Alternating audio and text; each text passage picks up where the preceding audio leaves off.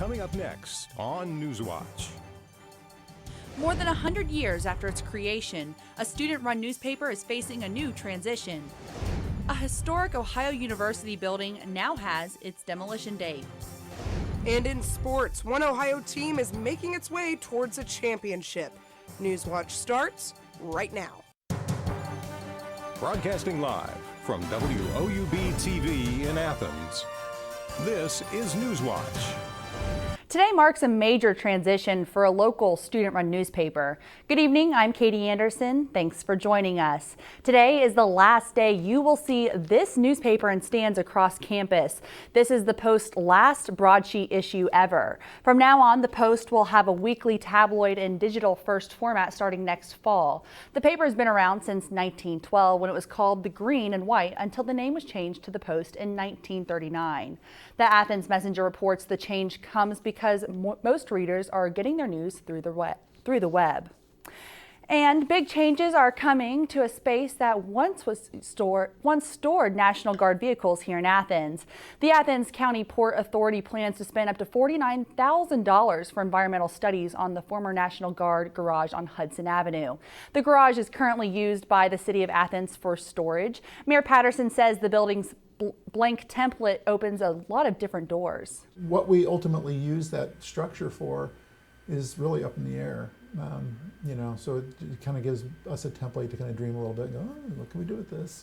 How could this best suit this neighborhood? Because it's literally embedded in a neighborhood. Patterson says the building could be great as a makerspace for artists, but because the space is located on a floodplain, Patterson says there are some limitations that the city needs to work through. And demolition of Ohio University's President Street Academic Center building is coming up. The building, built in 1911, will come down May 2nd.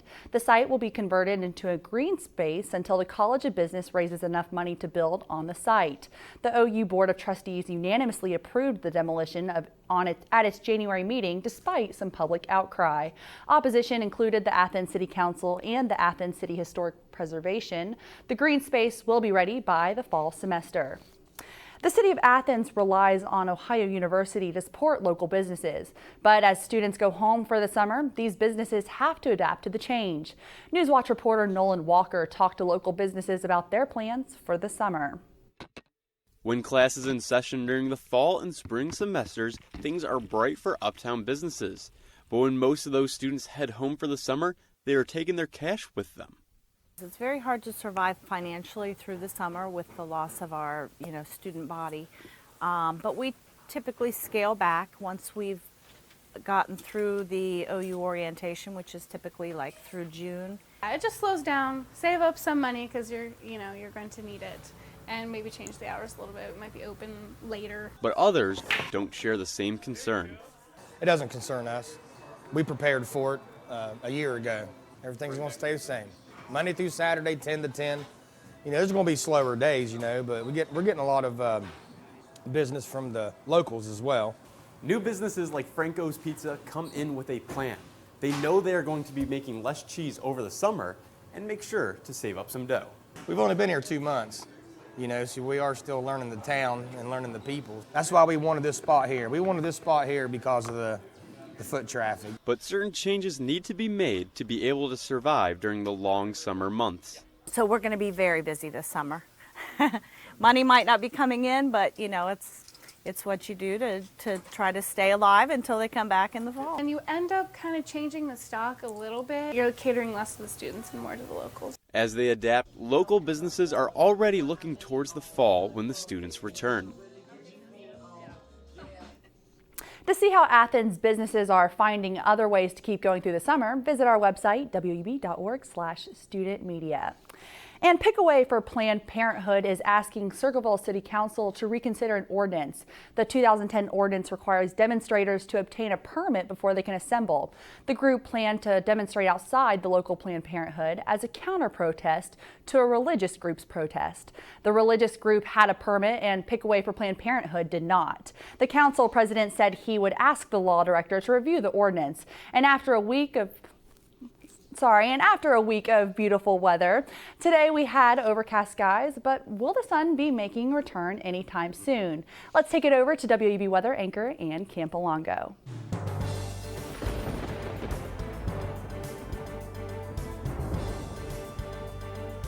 Well, we did have overcast skies today, but sometimes the sun was peeking out there. Temperatures were back up into the upper 70s again, so another mild day out there, and with that breeze, it did feel a little bit nice out there, even with those temperatures up into the upper 70s. We're topping out at 77 degrees today for Athens as our official high.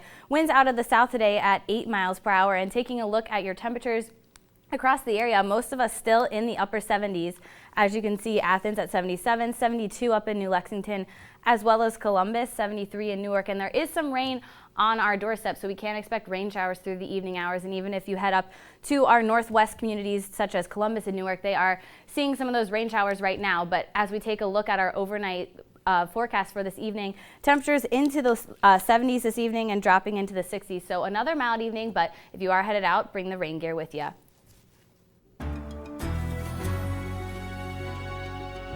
The epidemic of opioid overdosing. It's now taking more lives than traffic accidents. WOUB sat down with one inmate at the Southeastern Ohio Regional Jail who is dealing with addiction. I've been on prescription meds since I've been like 21. I'm 33, so for a long time. That's the prescription meds is what I brought in. That's why I'm in here on this charge. So I obviously have a problem with the prescription meds, which I would totally deny before because they were prescribed to me.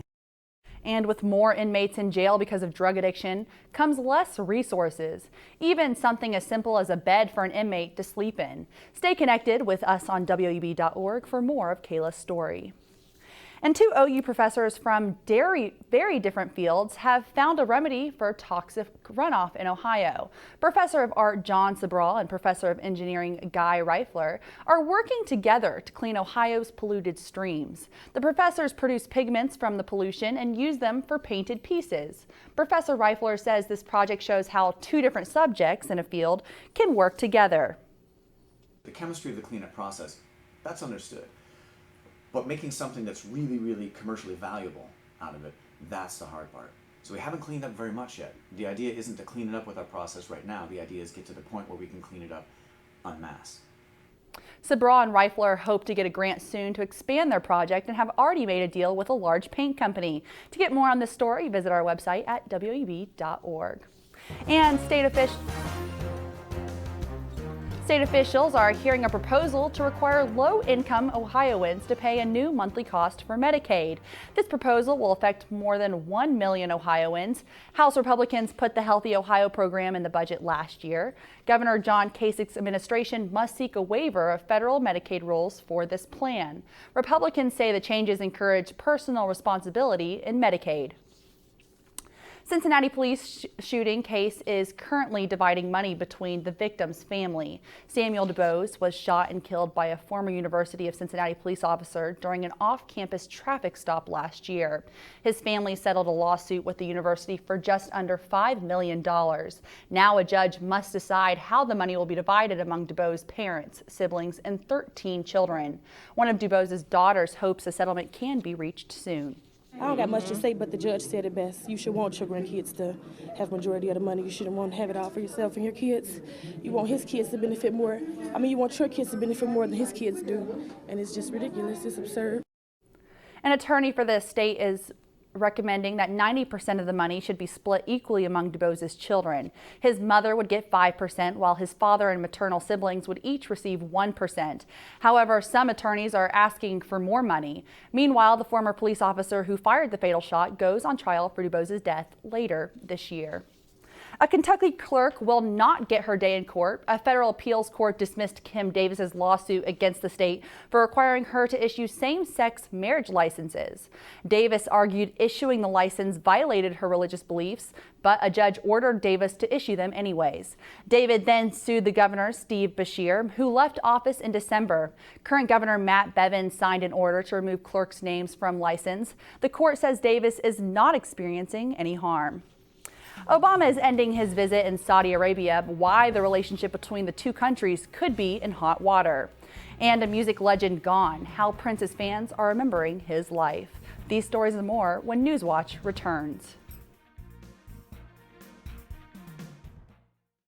professors really care. They care about my grades, they care about my opportunities, they care about my experiences, they want me to succeed. They give those opportunities to the students. My professors have been extremely approachable. Literally, their door is always open. You can go to them with pretty much anything. Everyone knows your first and your last name and where you sit in the classroom. I really never feel like I'm being talked down to or just being taught material. I always feel like I'm having a conversation. And they want to share those opportunities and those experiences with us.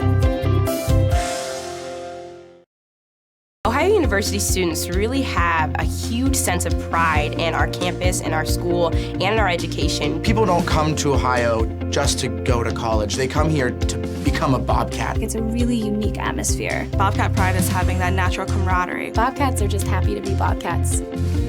My favorite time of year at Ohio has to be homecoming. When the alumni come back, you can see that the love of this university doesn't fade. Once you're a Bobcat, you're always a Bobcat. The student body here at Ohio University absolutely is a family. The students support one another. You become this unit, this big, friendly family unit. There's this connectedness. You feel a part of something. Driving in on the highway and just seeing the red bricks and the trees again, it's just like coming back home. There's great students, great professors. You just walk around campus and think, oh my gosh, I can't believe I go here. I feel like I matter in the community, and I feel like I matter here at Ohio University. It's home. Athens is home. My professors really care. They care about my grades, they care about my opportunities, they care about my experiences, they want me to succeed. They give those opportunities to the students. My professors have been extremely approachable. Literally, their door is always open. You can go to them with pretty much anything. Everyone knows your first and your last name and where you sit in the classroom. I really never feel like I'm being talked down to or just being taught material. I always feel like I'm having a conversation. And they want to share those opportunities and those experiences with us.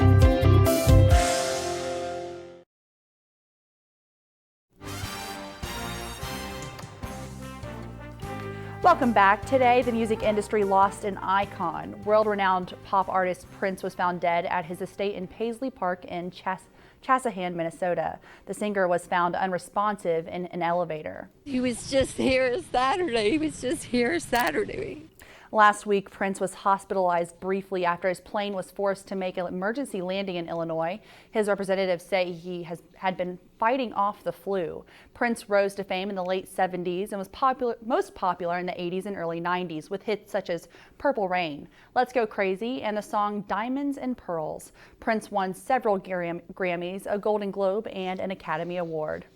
DJ'd for Prince for the last 2.5 years out here at the studio, and got to meet him and be around him during that time. He's just been a great individual, and it's still a shock just to hear the news this morning of what was going on. I had to come out here because I'm like, this can't be true. This can't be true.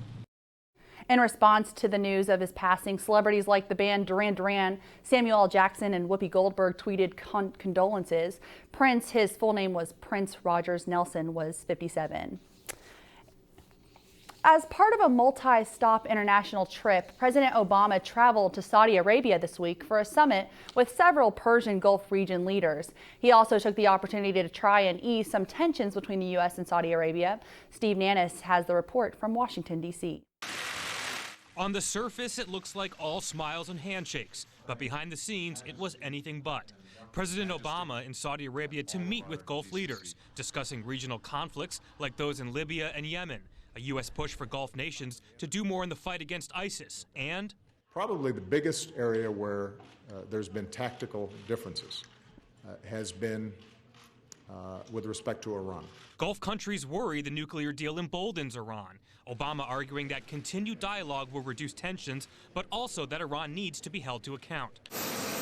Obama touched down in the Saudi Arabian capital Wednesday, looking to ease tensions between Washington and Riyadh. I think that a lot of the strain was always overblown. Obama met with Saudi King Salman for more than 2 hours to clear the air of simmering issues. A significant point of contention, a bipartisan bill in Congress that would allow 9/11 victims to sue the Saudi government. No evidence has come to light that the Saudi government was involved in the plot. The White House is against the bill, but the Saudis are threatening retaliation by selling off U.S. assets if it is signed into law. Experts say this week's meetings are a good start, but there are few easy solutions to the relationship.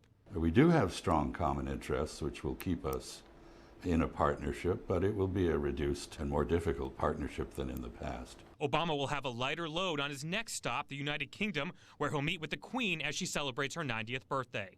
In Washington, I'm Steve Nannis. And as Steve just said, today the president will join Queen Elizabeth for the second for her birthday. She is the longest reigning monarch in British history. She also achieved another milestone as the nation's first sovereign to celebrate her 90th birthday. This morning, a crowd gathered in Windsor to wish her a happy birthday. The Queen greeted many of them, receiving flowers and gifts. Later in the summer, formal celebrations will be held to mark her official birthday, with a national service of Thanksgiving at St. Paul's Cathedral and a giant picnic outside Buckingham Palace. And on Wall Street today, stocks are broadly lower on Wall Street as the market pulled back today after a three-day rally.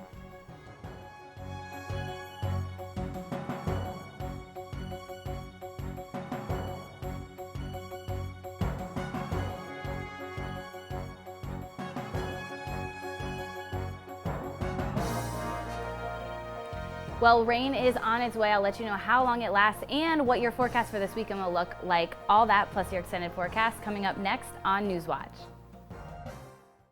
Everybody here at Ohio University absolutely is a family. The students support one another. You become this unit, this big, friendly family unit. There's this connectedness. You feel a part of something. Driving in on the highway and just seeing the red bricks and the trees again, it's just like coming back home. There's great students, great professors. You just walk around campus and think, oh my gosh, I can't believe I go here. I feel like I matter in the community, and I feel like I matter here at Ohio University. It's home. Athens is home. Ohio University students really have a huge sense of pride in our campus, in our school, and in our education. People don't come to Ohio just to go to college. They come here to become a Bobcat. It's a really unique atmosphere. Bobcat pride is having that natural camaraderie. Bobcats are just happy to be Bobcats. My favorite time of year at Ohio has to be homecoming. When the alumni come back, you can see that the love of this university doesn't fade. Once you're a Bobcat, you're always a Bobcat. The student body here at Ohio University absolutely is a family. The students support one another. You become this unit, this big, friendly family unit. There's this connectedness. You feel a part of something. Driving in on the highway and just seeing the red bricks and the trees again, it's just like coming back home. There's great students, great professors. You just walk around campus and think, oh my gosh, I can't believe I go here. I feel like I matter in the community, and I feel like I matter here at Ohio University. It's home. Athens is home. My professors really care. They care about my grades, they care about my opportunities, they care about my experiences, they want me to succeed. They give those opportunities to the students. My professors have been extremely approachable. Literally, their door is always open. You can go to them with pretty much anything. Everyone knows your first and your last name and where you sit in the classroom. I really never feel like I'm being talked down to or just being taught material. I always feel like I'm having a conversation. And they want to share those opportunities and those experiences with us.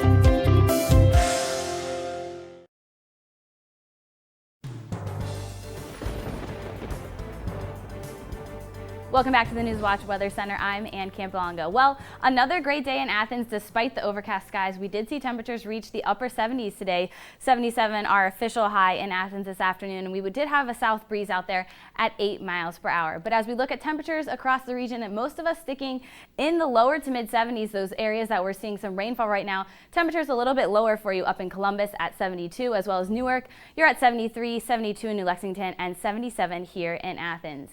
Taking a look at your almanac for today, we were above average again for this week, so we saw a couple of days with temperatures in the upper 70s, so a nice change of pace and warmer temperatures. Hopefully you got outside to enjoy that weather because rain is on its way. Our high today, 77, so again above average, and we'll continue to see some above average temperatures for tomorrow as well. But for your precipitcast, we are watching a center of low pressure off to our west, slowly scooting into the Ohio Valley, and with that bringing some rainfall with it as that cold front passes through. So expect rain showers into your evening and overnight hours tonight.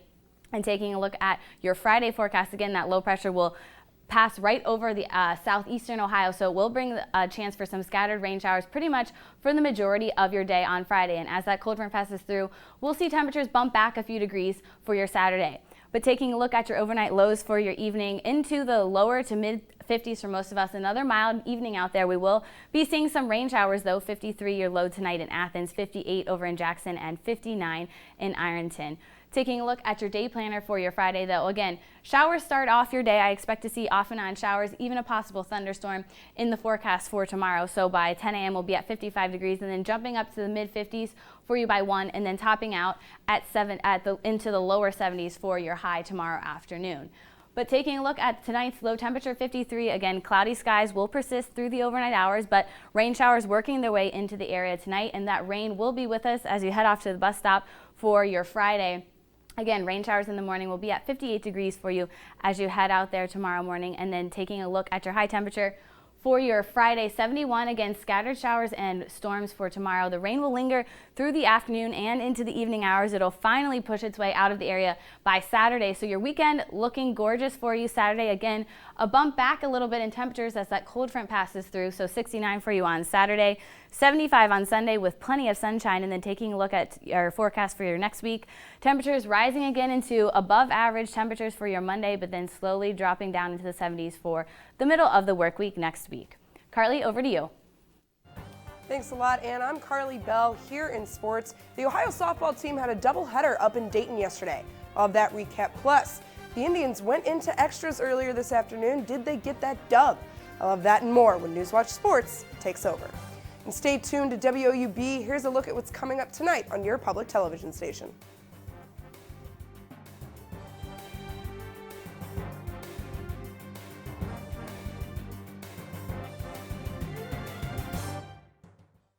Really care. They care about my grades, they care about my opportunities, they care about my experiences, they want me to succeed. They give those opportunities to the students. My professors have been extremely approachable. Literally, their door is always open. You can go to them with pretty much anything. Everyone knows your first and your last name and where you sit in the classroom. I really never feel like I'm being talked down to or just being taught material. I always feel like I'm having a conversation. And they want to share those opportunities and those experiences with us. Ohio University students really have a huge sense of pride in our campus, in our school, and in our education. People don't come to Ohio just to go to college. They come here to become a Bobcat. It's a really unique atmosphere. Bobcat pride is having that natural camaraderie. Bobcats are just happy to be Bobcats. My favorite time of year at Ohio has to be homecoming. When the alumni come back, you can see that the love of this university doesn't fade. Once you're a Bobcat, you're always a Bobcat. The student body here at Ohio University absolutely is a family. The students support one another. You become this unit, this big, friendly family unit. There's this connectedness. You feel a part of something. Driving in on the highway and just seeing the red bricks and the trees again, it's just like coming back home. There's great students, great professors. You just walk around campus and think, oh my gosh, I can't believe I go here. I feel like I matter in the community, and I feel like I matter here at Ohio University. It's home. Athens is home. My professors really care. They care about my grades, they care about my opportunities, they care about my experiences, they want me to succeed. They give those opportunities to the students. My professors have been extremely approachable. Literally, their door is always open. You can go to them with pretty much anything. Everyone knows your first and your last name and where you sit in the classroom. I really never feel like I'm being talked down to or just being taught material. I always feel like I'm having a conversation. And they want to share those opportunities and those experiences with us.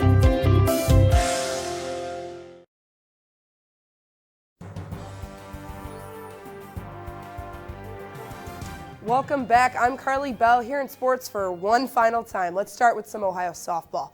They split a non-conference doubleheader with Dayton yesterday. The Cats fell in a pitcher's duel in Game 1, 1-0. But in Game 2, the Bobcat Bats came to life, scoring 9 runs, defeating the Flyers 9-4.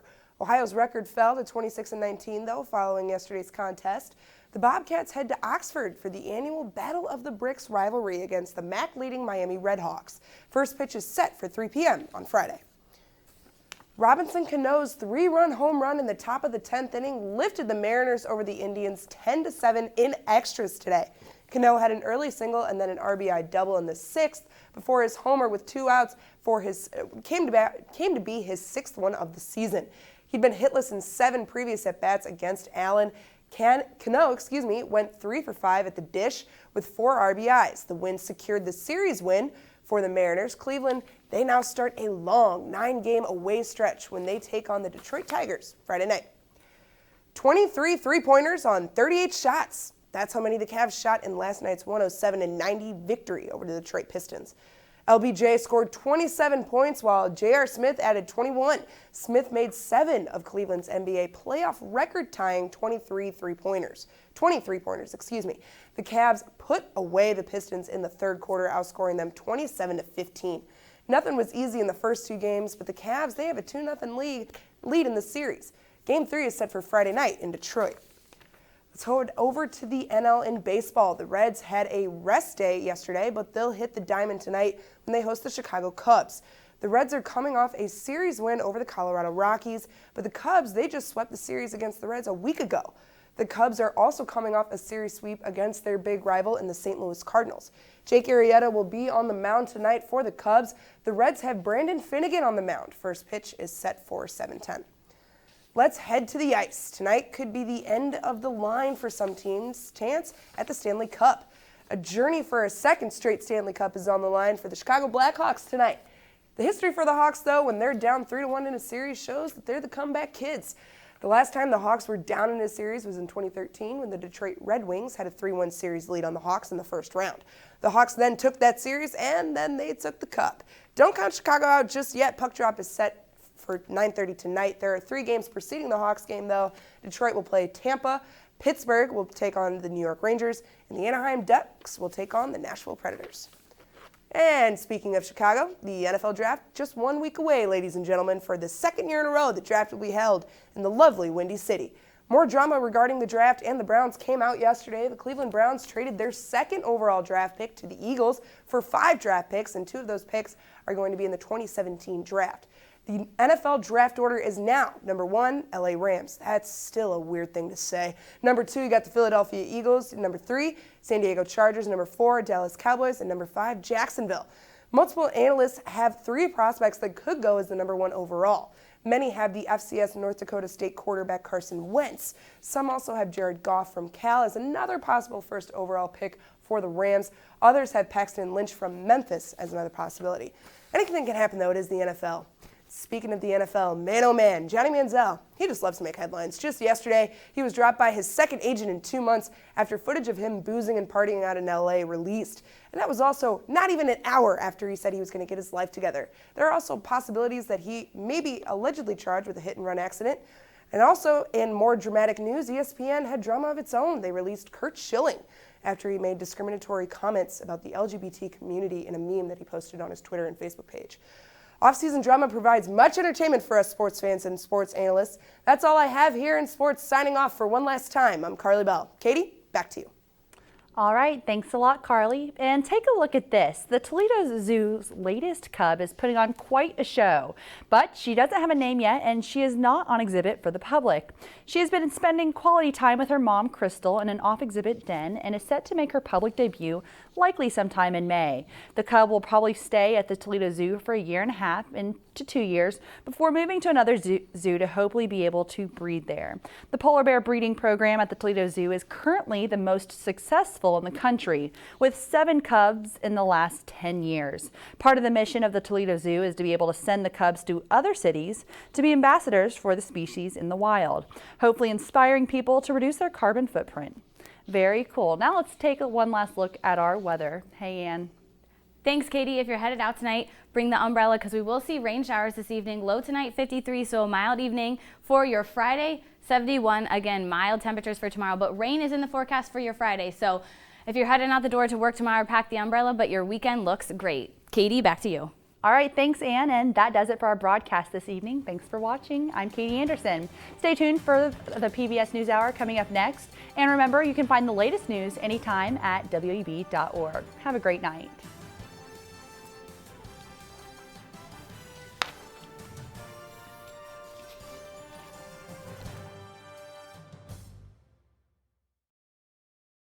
University students really have a huge sense of pride in our campus, in our school, and in our education. People don't come to Ohio just to go to college. They come here to become a Bobcat. It's a really unique atmosphere. Bobcat pride is having that natural camaraderie. Bobcats are just happy to be Bobcats.